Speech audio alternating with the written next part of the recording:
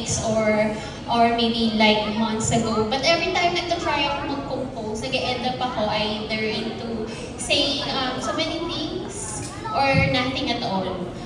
Misha wanted this party to be like yung parang intimate lang. Yung ang invited lang is yung family, yung closest friends niya. Thank you for coming. Iba layo-layo pa. Thank you so much.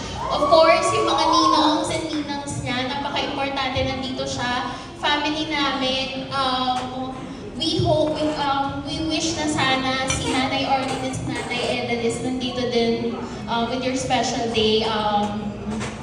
You know how much they love you and they care for you. Parang lahat ng message na pwede kong i-message na sabi na nila lahat. Thankful ako na ang tatalino, ang gaganda ng mga ninang ko.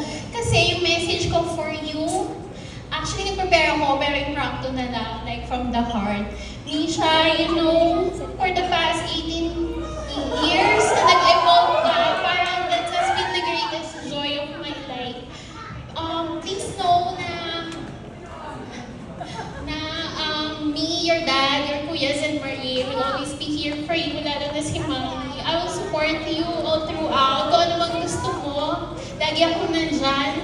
Kahit mahirap, I know in life is never been easy for us sometimes.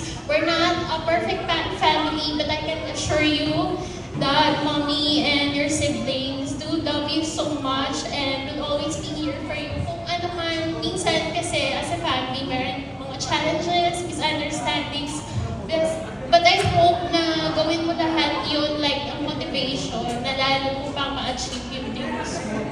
We have high hopes for you. I am so proud of you.